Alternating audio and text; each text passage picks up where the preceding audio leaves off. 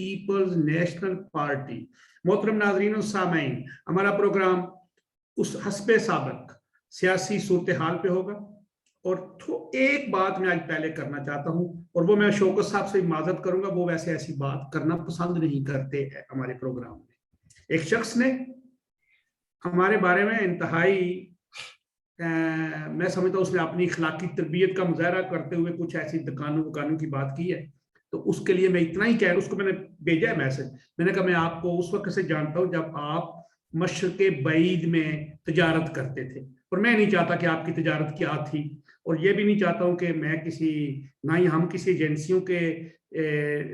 लेपालिक हैं और ना ही हम बगल बच्चे हैं। लिहाजा अपनी जुबान पे कंट्रोल करो, खत्म, ना हमसे बात करो ना हम आपके बात करना चाहते हैं। खैर, बात खत्म हो गई। तालिबान ने हुकूमत के ऐलान को मौखर कर दिया, जो हुकूमत का ऐलान करना था वो मौखर कर दिया, और पंजशेर पर भी आज सुना कब्जा कर लिया है। चीनी गवर्नमेंट, चाइना ने तालिबान को माशियत बेहतर बनाने का मतलब इमदाद का यकीन दिलाया है। और एक और खबर, तालिबान का कब्जा हुआ, दाइश के किसी एक कारकुन ने ऑकलैंड न्यूजीलैंड में एक शॉपिंग सेंटर पे हमला किया, 7 लोगों को जख्मी किया, शदीद जख्मी किया चाकू के साथ, और खुद वो वासिले जहन्नम हो गया, वो कत्ल हो गया, उसको मार दिया गया। मुमलकत इख्तियारात में सियासी मुखालफिन को जब जिक्र पहुंचाई जाती है तो बड़े बड़े हरबे इस्तेमाल करते हैं। पौधे चोरी करने का मुकदमा एक MPA पे, उस MPA को हम जाती थोड़ी जानते, बड़ा करोड़पति अरबपति बंदा है, लेकिन पुलिस ने कहा जी कि तफ्तीश में तो कुछ नहीं मिला। तो वफाकी वजीर ने अब कहा है कि क्योंकि कश्मीर में भी हम उनसे ही वाबस्ता होते हैं कि मौसम के मुताबिक बिजली और गैस का बिल आएगा, यानी बिजली सर्दी में गैस महंगी, गर्मी में बिजली महंगी, और वो महंगी बरकरार रहेगी, अगली दफा फिर महंगी। तो हुकूमत मुमलकत इख्तियारात पाकिस्तान ने गरीबों के लिए बहुत बड़ा एक वजीफे का ऐलान किया है। $6.5 तकरीबन बनते हैं महीने के, 1000 रुपया पाकिस्तानी करेंसी में गरीबों को मिलेगा। सब्सिडी नहीं देंगे चीजों पे, लेकिन 1000 रुपया कैश मिलेगा। चले अब चलते हैं शौकत अली कश्मीरी साहब के पास। अस्सलाम वालेकुम जी। जी वालेकुम अस्सलाम। सर, मस्जिद के अंदर एक बंदे को कत्ल कर दिया गया, पश्तो का गुलकार था पाकिस्तान में, जुमे की नमाज पढ़ने गया बेचारा, उसको बाहर कत्ल कर दिया, गुलकार था। उसके बाद मोहसिन दावर साहब ने PM, वो जो PTM से, उससे नहीं, अभी एक नई सियासी जमात बना ली, आपको मालूम है, अपना ऐलान कर दिया उन्होंने। उसके बाद तालिबान ने वो हुकूमत का ऐलान ही मौखर कर दिया। कल वो सारे सदर वदर सब बन गए थे, तो आज उन्होंने कहा कि नहीं, अभी नहीं, अभी इसका ये मौखर कर दिया। असल में बात यह है कि जो अफगानिस्तान की सूरत हाल है, और बिलखुसूस तालिबान पे जो एक आलमी प्रेशर भी है कि अगर आप ये चाहते हैं कि अफगानिस्तान पुरअमन हो और तरक्की के रास्ते पे चल पड़े, और बैनुल-अक़वामी बरादरी जो है वो अफगानिस्तान के इंफ्रास्ट्रक्चर की तामीर और तरक्की में हिस्सा लें, तो एक तो आपको हुकूमत बनानी पड़ेगी वसीउल बुनियाद, जिसमें अफगानिस्तान की जितनी भी नस्लियाती नुमाइंदगी, आप ये कह सकते हैं कि जो नस्ली ग्रोह हैं या कौमें हैं, हज़ारा हैं या उज़्बेक हैं, ताजिक हैं, अज़बक हैं, वहाँ बहुत थे जो दूसरे, इन सब को जो है वो आपने मुस्तकबिल की जो भी हुकूमत आप फॉर्म करें उसमें इनकी नुमाइंदगी होनी चाहिए। दूसरी बात यह है कि जाहिर है चाइना सबसे ज़्यादा दिलचस्पी ले रहा है अफगानिस्तान के मामले में, क्योंकि चाइना ये समझता है कि अगर अफगानिस्तान में अमन बहाल हो जाए जी, तो उसको ज़्यादा तजारत के मौके मिलेंगे, ख़ास करके चूँकि सेंट्रल एशिया तक उसकी बराह रास्त रसाई हो जाएगी। और वन बेल्ट वन रोड का जो उसका मंसूबा है, जो तवीलुल मियाद मंसूबा है, और उसमें आप ये कह सकते हैं कि जो चाइना की पॉलिसी है कि मुतबादल तजारती रास्ते तलाश किए जाएं, उसमें जो CPEC था वो भी उनके उसी मंसूबे का हिस्सा था। और अब अफगानिस्तान में जब अमेरिकन फुटप्रिंट नहीं रहे, तो चाइना इस سچویشن کو اپنے حق میں کرنے کے لیے یقیناً وہاں کی تعمیر و ترقی میں دلچسپی لے رہا ہے اور اس کی نیگوسیشنز بھی ہیں. لیکن آپ کو پتہ ہے کہ جو مشرقی چائنا جس کو ترکمستان کہتے ہیں، وہاں ایک علیحدگی کی موومنٹ ہے، بہت لمبے عرصے سے وہ چل رہی ہے. سنچیانگ میں وہ جو مسلمانوں والی ہے. جی جی جی. جی اور جی جی. تو چائنا کو ایک تو یہ خطرہ ہے کہ کہیں اگر طالبان کی حکومت قائم ہو جائے اور یہ آئیڈیالوجی جو ہے وہ اسپریڈ ہونا شروع ہو جائے تو اس میں چائنا اپنے آپ کو بھی ایک افیکٹ ہی سمجھتا ہے. لہذا وہ اپنا اثر سوکھ، سیاسی اثر سوکھ بڑھانے کے لیے بھی طالبان کے ساتھ نیگوسیشن میں ہے، اور طالبان نے کچھ گارنٹیز چائنا کو دی بھی ہیں. لیکن آپ کو پتہ ہی ہے کہ ان گارنٹیز کی کوئی جو ہے وہ نیت نہیں ہوتی. اس کی اہمیت تبھی ہوتی ہے کہ اگر جو حکمران افغانستان کے بننے والے حکمران جو ہے وہ دیکھنا یہ ہوگا کہ وہ کتنے سنجیدہ ہیں اور کیا وہ افغانستان کی تعمیر، ترقی اور افغانستان کو نسبتاً ایک پرامن ماحول دینے کے لیے آئیڈیالوجیکلی وہ کمفرٹیبل بھی ہیں، یا وہ قرون وسطیٰ کی اس آئیڈیالوجی جہاں جنگ و جدل، فتوحات، مار دھاڑ، یہ چیزیں جو ہے وہ اگر آپ تاریخ کے پس منظر میں جائیں تو یہ رہی ہیں. تو اور چونکہ طالبان کی قیادت جو ہے، یا جو طالبان گروپ ایک انٹیٹی، وہ اس کی جو آئیڈیالوجی ہے وہ ابھی تک جو عصر حاضرہ ہے، یعنی عصر حاضرہ کے تقاضے اور افغانستان کو ایک نیشنل سٹیٹ بنانا اور اس کو بین الاقوامی معاہدوں کے اندر شامل کرنا اور ملک کے اندر تمام مذہبی اقلیتوں کو اور دیگر جو قومیتی شناخت رکھتے ہیں ان کے وجود کو تسلیم کرنا اور ان کو بھی حکومت میں شامل کرنا، یہ ان کے لیے ایک بڑا چیلنج ہے. اور چونکہ بہرحال اب 20-22 سال کی جو مسلسل جنگ ہے، اس میں ان کا جو ایکسپوئر رہا ہے، انٹریکشنز رہا ہے بین الاقوامی برادری کے کچھ لوگوں سے بھی، تو یقیناً ان کی وہ سوچ تو جو جو جو 94-95 کی دہائی کی تھی، وہ تو یقیناً اس میں کچھ نہ کچھ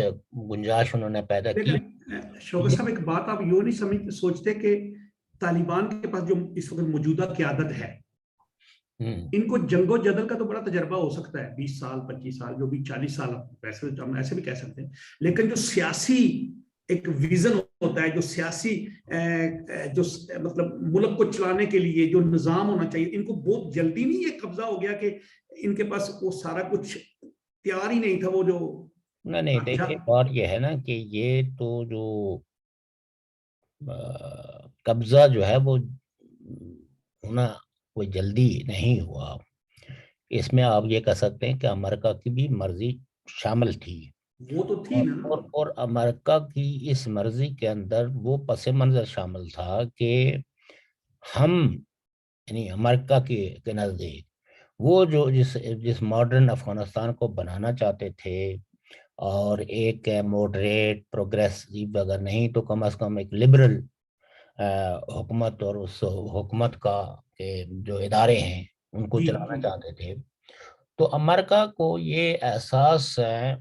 ہے ان کو کہ جو ریجن کی جو فورسز ہیں یا افغانستان کی جو نیبرہڈ میں رہتے ہیں، انہوں نے اس ایجنڈے کو آگے نہیں بڑھنے دیا اور مسلسل جو ہے وہ طالبان کو سپورٹ کرتے رہے کسی نہ کسی شکل میں. ایسے ہی جیسے آپ دیکھیے کہ پاکستان جب بھی امریکہ کا دباؤ بڑھتا رہا ہے تو طالبان جو ہے وہ مطلب کراچی میں انہوں نے بڑے بڑے بزنسز کھولے ہوئے تھے، کوئٹہ میں کھولے ہوئے تھے. تو ظاہر ہے کہ یہ حکومت کی، یعنی حکومت سے مراد جو ہے وہ اسٹیبلشمنٹ کی سرپرستی کے بغیر تو ممکن نہیں تھا. تو اب بھی آپ یہ کہہ سکتے ہیں کہ یعنی پاکستان کے جو تقاضے افغانستان کی موجودہ جو لیڈرشپ ہے اس سے ذرا تھوڑے سے مختلف ہوں گے. یقیناً جو ہے وہ پاکستان چاہے گا کہ یورپ یا امریکہ سے افغانستان کی یہ قیادت جو ہے وہ کسی قسم کے متصادم پالیسیاں نہ اختیار کرے، کیونکہ اسی میں پاکستان کا فائدہ ہے۔ پاکستان کا افغانستان میں دلچسپی ہمیشہ جو ہے وہ یہ رہی ہے کہ وہاں انڈین فٹ پرنٹ نہیں ہونا چاہیے، انڈیا کا اثر سوکھ نہیں ہونا چاہیے، چونکہ پاکستان کی جو پالیسیاں تھی وہ ٹوٹلی انڈین اسپیسیفک تھی۔ دوسری پاکستان کی جو پالیسیوں میں یعنی طالبان کو سپورٹ کرنے کی ایک بڑی وجہ یہ تھی کہ افغانستان نے پاکستان کے قیام کے بعد ہی ان لوگوں کے لیے آپ یہ کہہ سکتے ہیں کہ ایک پناہ گاہ رہی ہے جو پاکستان کی مختلف حکومتوں سے وہ ان کے اختلافات تھے یا لڑائیاں تھی، تو انہیں اگر فوری طور پر کسی ملک میں جانا پڑا تو وہ افغانستان تھا جہاں ان کو بطور مہمان رکھا گیا۔ وہ چاہے جو ظاہر شاہ کی حکومت تھی یا سردار داؤد کی حکومت تھی یا بعد ازاں ڈاکٹر نجیب اللہ کی حکومت تھی، ان سب ادوار کے اندر اگر آپ دیکھیں تو خاص کر کے جب 1973 میں یا 74 میں جب جو نیشنل عوامی پارٹی پہ پابندی لگائی گئی اور نیشنل عوامی پارٹی کے خلاف ایک بہت بڑا ریاستی آپریشن کا آغاز ہوا، خاص کر کے بلوچستان میں، تو بلوچستان کے تقریباً 35 سے 40 ہزار بلوچ جو ہے وہ جا کے افغانستان میں پناہ گزین ہوئے، اور وہاں کی حکومت نے ان کی دیکھ بھال، ان کی عزت احترام، یہ سب چیزیں کرتے رہے، جبکہ پاکستان کا اس وقت تقاضا ان سے یہی تھا کہ ان کو آپ پناہ دیں۔ تو پاکستان کی یہ برسہ برس کی کوشش اور کاوش رہی ہے کہ افغانستان میں ایک ایسی حکومت ہو جو پاکستان کے مفادات کو بہت زیادہ مقدم رکھے، اور پاکستان کی اسٹیبلشمنٹ کے یا پاکستان کی حکومت کے یا یہاں کے نظام کے خلاف جدوجہد کرنے والوں کو وہاں کوئی پناہ نہ ملے۔ آپ کو پتہ ہے کہ پاکستان کے پڑوس حالانکہ جو بلوچستان ہے، بلوچستان کے تو سب سے یعنی ایران میں بھی ان کے لیکن ایران کے بجائے انہوں نے ہمیشہ پریفر کیا افغانستان کو۔ تو یہ جو ہے وہ پاکستان جو ہے وہ کنٹینیوسلی ہر حال میں جو افغانستان کے اندر طالبان کو برسر اقتدار لانے کے لیے کوششیں کرتا رہا ہے، تو اس کا ایک بڑا مقصد جو ہے نا، یہ کوئی فی سبیل اللہ یا کوئی مسلم برادرہڈ کا مسئلہ نہیں تھا۔ اگر یہ ہو تو پاکستان میں جو پاکستان کے اپنے عوام ہیں وہ کیوں بنیادی حقوق سے محروم رہیں؟ پاکستان کو تو اصولاً جو ہے وہ اپنے لوگوں پہ زیادہ توجہ دینے چاہیے، ان تمام اپنے جو قومی وسائل ہیں وہ لوگوں کی تعمیر و ترقی پہ خرچ کرنا چاہیے، زیادہ لوگوں کو یعنی ایسے قوانین بنانے چاہیے جو پرو پیپل ہوں، جو سول سوسائٹی کو بڑا سپیس دیتے ہوں۔ تو اصل مسئلہ یہ ہے کہ یہاں بھی جو ایک بروٹل مینٹلٹی ہے وہ یہ ہے کہ ہم جن کو مارنا چاہیں تو ان کو کسی جگہ بھی پناہ نہ ملے، اور افغانستان وہ جگہ تھی کہ جہاں لوگوں کی ایزی اپروچ ہے کہ جب بھی یہاں دباؤ بڑھتا ہے یا یہاں کوئی قتل کا اور تشدد کا لوگوں کو سامنا ہوتا ہے تو وہ افغانستان چلے جاتے ہیں۔ تو لہٰذا پاکستان سمجھتا ہے کہ اگر یہاں جو ہے وہ ایک ایسی ہمارے فرینڈلی حکومت ہو جائے جو ہمارے قومی مفادات کو بہت زیادہ عزیز جانے اور ہمارے دشمنوں کو اپنا دشمن سمجھے، ہمارے مخالفین کو اپنا مخالف سمجھے، تو اس لیے یہ ہے کہ ان کی وہاں یہ کوشش رہی ہے کہ ایسے لوگ آئیں، اور وہ طالبان کے علاوہ کوئی اور ہو نہیں سکتے۔ لیکن اور یہی پاکستان کے کبھی کبھی لوگ جو پاکستان کے اپنے دانشور بھی ہیں کہ یہ پالیسی پاکستان کی غلط ہے۔ ہونا تو یہ چاہیے کہ اپنی سرزمین کو اپنے لوگوں کے لیے ایک کمفرٹیبل بنانی چاہیے کہ تاکہ لوگوں کا پناہ لینے کا، بھاگنے کا جواز ختم ہو۔ اب یہ جواز ختم کرنے کے لیے تو تیار نہیں ہے، کیونکہ تاریخی قوموں کو ان کی شناخت، ان کا کلچر، ان کی زبان، ان کے وسائل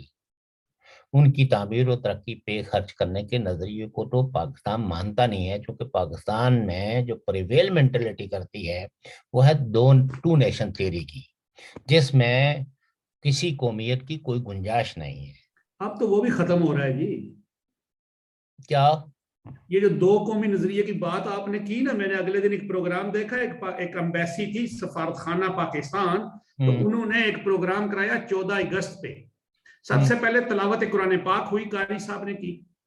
اس کے بعد پھر ایک ملی نغمہ ہوا، پھر جوان خواتین جو تھی اور جوان مرد انہوں نے مل کر لڈی پہ بھنگڑا ڈالا، اور گانا تھا انڈیا کا سکھوں کا، اس میں تھا کہ آجا گدے وچ۔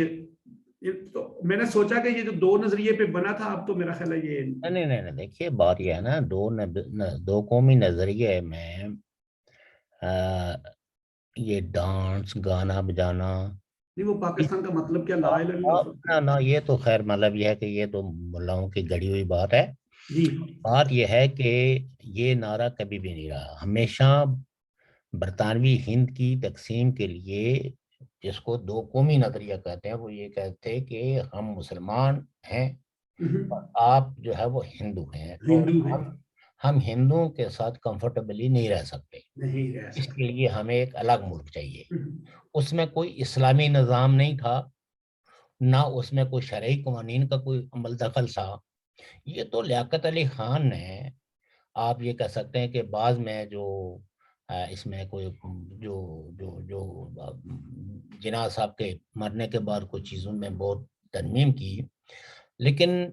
یہ جو آپ یہ سمجھتے ہیں کہ کوئی یعنی کسی اگر یوم پاکستان پہ کوئی کلچرل ایکٹیویٹی ہوتی ہے، کوئی گانا ہوتا ہے، ڈانس ہوتا ہے، کوئی چیز ہوتی ہے، تو یہ دو قومی نظریے سے متصادم چیز نہیں ہے۔ اصل چیز ہے ہماری انڈرسٹینڈنگ کی۔ انڈرسٹینڈنگ جو ہے وہ ہونی چاہیے اسٹیٹ کے بارے میں، کہ اسٹیٹ پاکستان اسٹیٹ اپنے لوگوں کے لیے کس طرح کے جذبات، کس طرح کے احساسات رکھتا ہے۔ کیا پاکستان کی اسٹیٹ اپنے لوگوں کو ایک ایسا شہری، ایک ایسی گود مہیا کرنے کے لیے تیار ہے جس میں سارے بچے جو ہے وہ کمفرٹیبلی رہ سکیں؟ تو انفارچونیٹ یہ ہے کہ پاکستان ایک طبقاتی معاشرہ ہے، اور پاکستان کا قیام بھی ایک طبقاتی معاشرہ، اور پاکستان کی انویسٹمنٹ میں بھی اگر آپ دیکھیں ہیں تو بڑے بڑے نواب، بڑے بڑے لینڈ لارڈ، بڑے بڑے جاگیردار، یہ پاکستان کے قیام کے بانی مبانی تھے۔ تو ظاہر ہے کہ ان کے جو طبقاتی مفادات تھے وہ یہ سمجھتے تھے، یعنی انہوں نے تو اس نظریے کو اپنے لیے ایک کمفورٹ زون بنانے کے لیے ایک نئے ملک کی ڈیمانڈ کی۔ اس میں نہ تو ان کی اس وقت کی جو، اگر آپ ان قیادتوں کے ذاتی اور پرائیویٹ لائف کو دیکھیں تو اس سے ان کا کوئی ایسا جو ہے نا ایسی چیز کوئی مترشح نہیں ہوتی۔ یہ تو عام آدمی کی غلط فہمی یا بعد ازاں جو ہے وہ جو پروپیگنڈا لٹریچر ہے، اس نے پاکستان کو بنانے والے تو اس کو ایک نیشنل اسٹیٹ ہی رکھنا چاہتے تھے۔ یہی وجہ ہے کہ مطلب یہ ہے کہ یہاں جو پہلا یہاں وہ ہوا وہ پارلیمانی سسٹم تھا، یعنی یہاں کوئی خلیفہ یا کوئی امیر مقرر نہیں ہوا، یہاں گورنر جنرل بنا، اور یہاں جو ہے جس کو آپ نے پہلا وزیر اعظم یعنی جس کو وہ کیا وہ وزیر اعظم تھا۔ تو اس کا مطلب یہ ہے کہ بنانے والوں کے ذہن میں کوئی خلافت نہیں تھی، کوئی امارت نہیں تھی، کوئی شورا کا تصور نہیں تھا، ان کے نزدیک وہی ویسٹرن لیکن ڈیموکریسی۔ وہ بھی تو وزیر اعظم نامزد تھے نا۔ دیکھیں بات یہ ہے نا کہ ایک جب فاؤنڈنگ پارٹی ہوتی ہے نا تو وہ ظاہر ہے کہ پہلے کوئی جو عبوری نظام چلانا چاہتی تھی۔ نظام چلانا چاہتے ہیں، تو انڈیا کے اندر بھی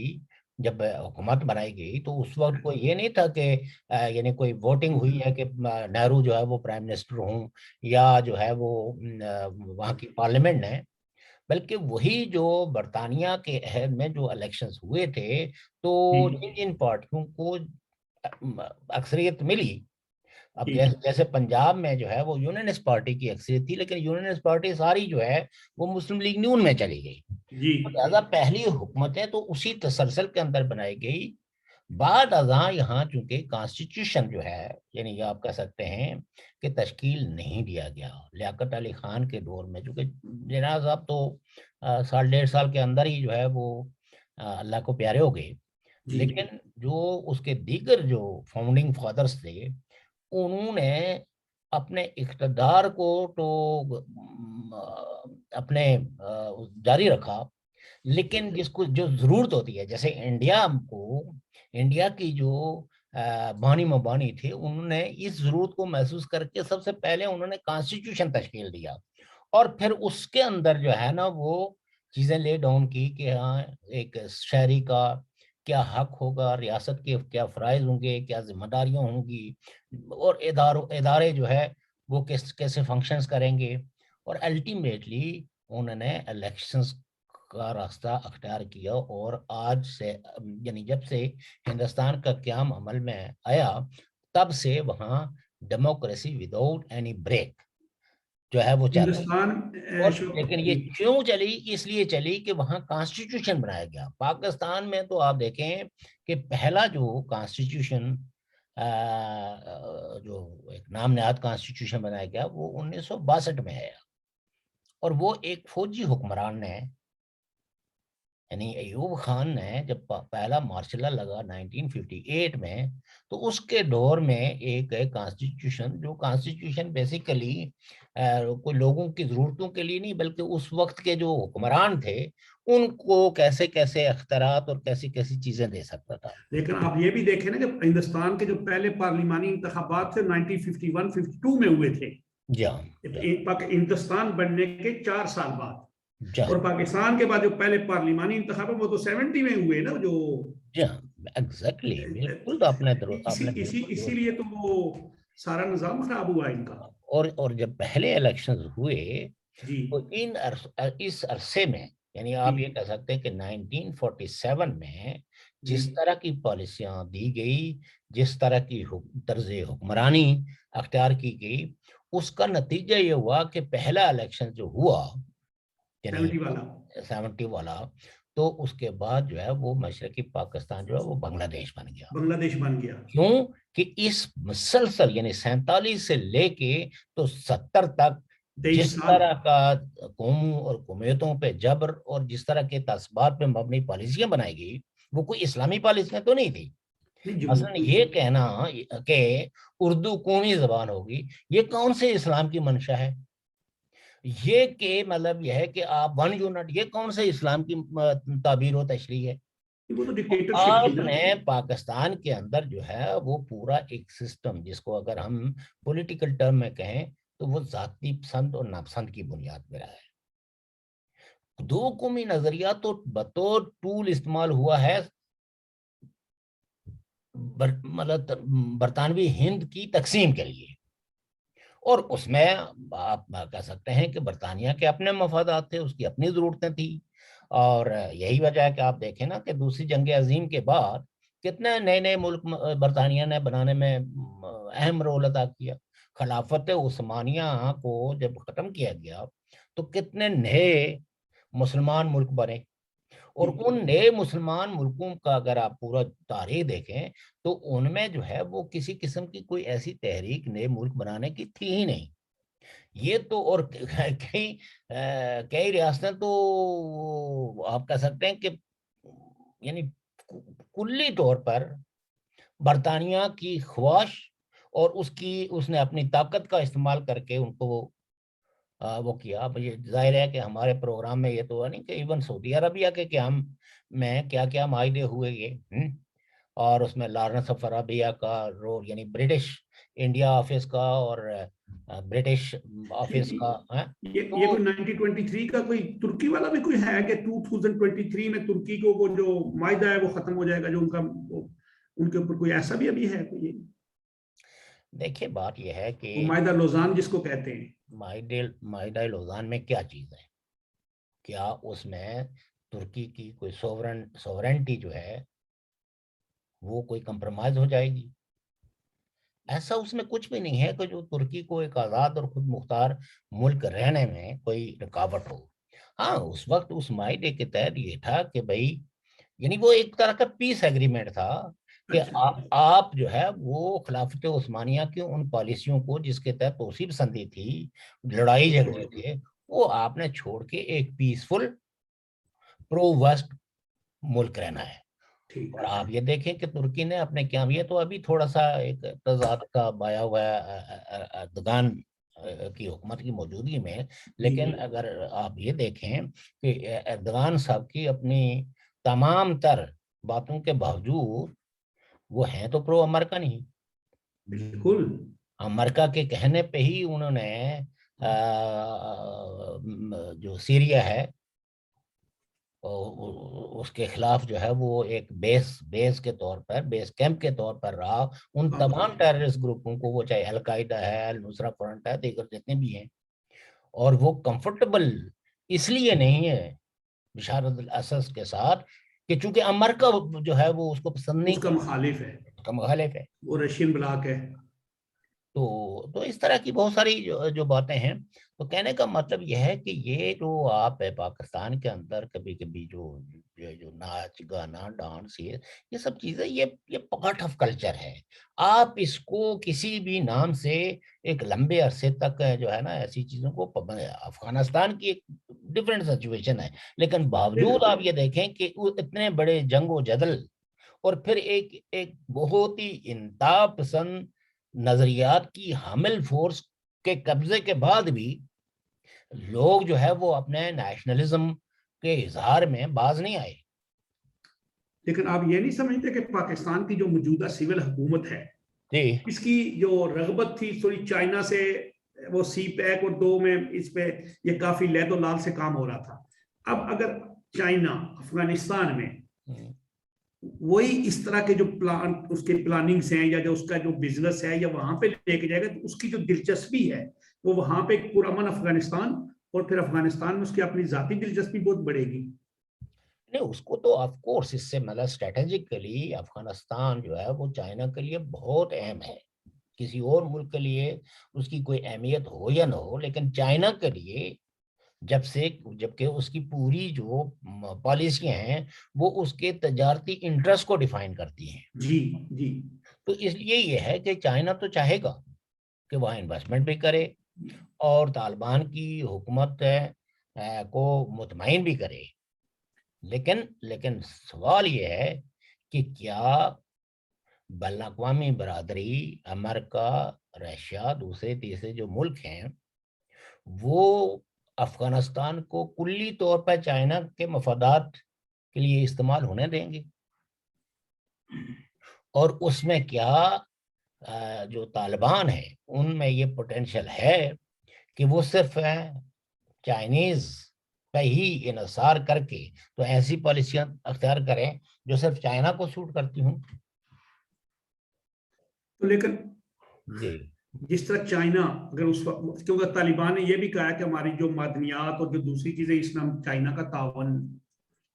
لیں گے، تعاون کریں گے، اور اس کی جو کانٹریکٹس وغیرہ یا ان کو نکالنے کے لیے یا جو بھی ان کی ہوگی ہم اس کی امداد مدد لیں گے۔ تو اس طرح پھر امریکہ یا جو برطانیہ جو یورپ ہے جو ابھی تو وہ اسی طرح مخمصے میں ہے نا جی، ہم قبول کریں یا نہ کریں ابھی ہم دیکھ رہے ہیں وہ اپنے ان حالات پہ پورا اتریں گے یا نہیں جو معاملات ہیں، لیکن بعد میں تو یہ سارے کودیں گے، پھر وہی نہیں جنگ جدل بنے گا ایک طریقہ ایک وہاں پہ۔ نہیں دیکھیے بات یہ ہے نا کہ اس دفعہ کئی لوگ جو ہے نا جوش و جذبے اور جذبہ اسلامی سے متاثر ہو کے تو جو جشن کے شادیانے بجاتے ہیں وہ ابھی تک یہ بات سمجھنے سے قاصر ہیں کہ امریکہ اور طالبان کے جو مذاکراتی عمل رہا ہے یہ 2010 سے رہا ہے، جی، اور ان کو اس عرصے میں انہوں نے کافی ایکسپوئر جو ہے نا وہ میٹنگیں حکومتوں کے ساتھ ملانا، دوسرا تیسرا ایک ہی ہے۔ وہ کیا مطلب یہ ہے کہ طالبان جو ہے وہ امریکہ کو کلی طور پر نظر انداز یا یورپ کو جو بہت ہی امپورٹنٹ کہتا ہے، اور اس میں پاکستان کے بھی اپنے مفادات یہ ہیں کہ طالبان جو ہے وہ یورپ کو اور امریکہ کو ناراض نہ کرے، کیونکہ ان کی ناراضگی سے اور چائنا کو خوش کرنے سے افغانستان میں وہ چیزیں نہیں آ سکتی جس سے کہ امن، ترقی البتہ میرا اپنا ماننا یہ ہے کہ اگر فرض کریں کہ چائنا وہاں انفراسٹرکچر کی بلڈنگ میں، روڈ میں، دیگر چیزوں میں انویسٹمنٹ کرتا ہے، تو وہاں عام آدمی کی جو جڑت ہوگی وہ چائنا کے کمرشل انٹرسٹ میں ہوگی، اور اس سے ان کا بیہیویئر بھی چینج ہو جائے گا۔ وہ جو کروڈ فارم حکومت کی انہوں نے سوچ کے رکھی ہوئی ہے، جی تو ان کا اگر جب بھی افغانستان کا دیکھیں نا، افغانستان کے جو جو لڑائی جھگڑے والی مینٹلٹی یہ چینج کیوں نہیں ہوئی ہے؟ کیونکہ ان کا انحصار جنگوں پہ ہے۔ جی ایک پرامن افغانستان جو ہے وہ افغانستان کے لوگوں کی کفالت کر سکتا ہے، لیکن اس کے لیے اتنا پیشنٹ اور ویژن چاہیے، اور آسان کام ہوتا ہے کہ ایک گروہ بناؤ اور کھاتے پیتے لوگوں کو لوٹ کے پھر جا کے کسی پہاڑ میں بیٹھ کے تو مزے اڑاؤ۔ تو اب یہ ہے کہ جب افغانستان کا جو آلات پیداوار اور ذرائع پیداوار نسبتاً ایک ایڈوانس سوسائٹی کے ساتھ انٹریکٹ ہوں گے، تو ان کے رویوں میں بھی بہت فرق آئے گا، چونکہ بنیادی طور پر آپ کے رویے، آپ کی سوچ، جو کلیکٹیو سوچ ہے اس کو آگے بڑھانے میں آلات پیداوار اور ذرائع پیداوار جو ہے وہ بہت اہم رول ادا کرتے ہیں۔ شوکت صاحب، یورپین جو خارجہ امور کے سربراہ ہے جوزف بوریل، جی انہوں نے کہا ہے کہ یورپین تعلقات میں بھارت چین کی جگہ نہیں لے سکتا۔ یہ ان کا ایک آفیشیل بیان آیا ہے۔ کیا کیا کیا بھارت ہاں یورپین تعلقات میں ہاں ریلیشن میں بھارت چین کی جگہ نہیں لے سکتا، یہ جوزف بوریل نے کہا ہے، جو ان کے وزیر خارجہ امور کے کوئی ہیں، سیکٹری ہیں، یا جو بھی ان کا، میرا خیال ہے وہ خارجہ امور کے سربراہ ہیں یورپین یونین کے۔ اور انہوں نے کہا ہے کہ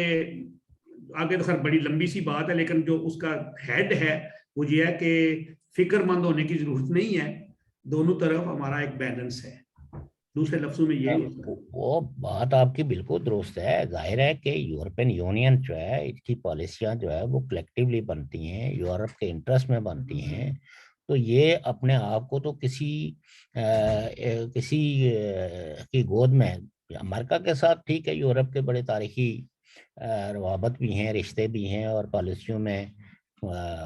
کئی چیزوں میں ہم آہنگی بھی ہے، اور وہ ہم آہنگی تو یقیناً انڈیا کے ساتھ نہیں ہے، چائنا کے ساتھ نہیں ہے، لیکن الٹیمیٹلی ڈومینیٹ کیا کرتے ہیں؟ آپ کے تجارتی رشتے جو ہے وہ آپ کی فارن پالیسی پر اثر انداز ہوتے ہیں۔ اگر چائنا جو ہے وہ یورپین ممالک کی ایک اکثریت میں وہ ایسی انویسٹمنٹ کرتا ہے جس سے کہ ایسا ہی جیسے آپ دیکھیں کہ امریکہ میں بھی ایک بہت بڑا سینیٹروں کا ایک بہت بڑا گروپ ہے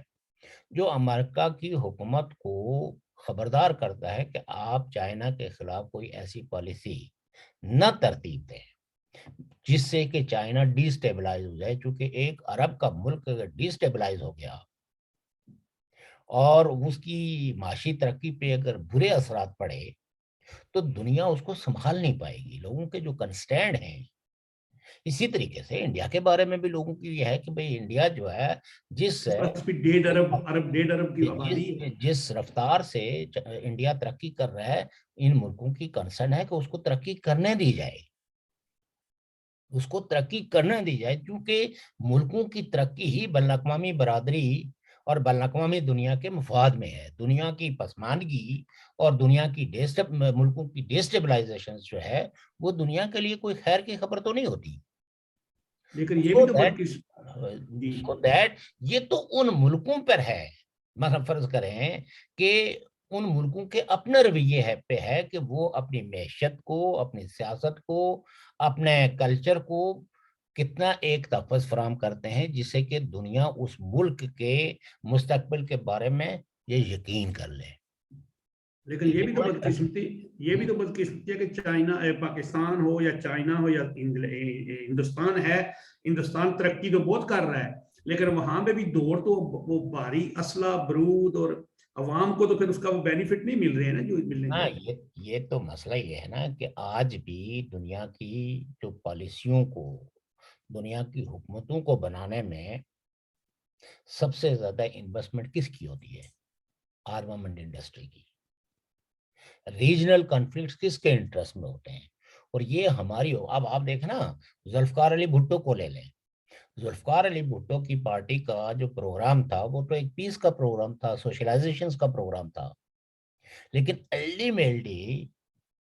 ان کی جو پالیسیاں جو انہوں نے بیان کی، یا ملک کو کس دوڑ میں، انہوں نے اصلاح کی دوڑ میں. پاکستان جو ہے وہ ذوالفقار علی بھٹو صاحب کی پالیسیوں کی وجہ سے وہ اپنے آپ کو اصلاح کی اس دور سے باہر نہیں نکال سکا، بلکہ آہستہ آہستہ وہ اور زیادہ دھس گیا کہ اس کی جو معیشت ہے وہ اب اس دوڑ کا وزن اٹھانے کے قابل نہیں رہی ہے. انڈیا جو ہے وہ چونکہ ایک ہے، اس کے ڈیزائنز گلوبل ڈیزائنز ہیں، اتنا بڑا ملک ہے،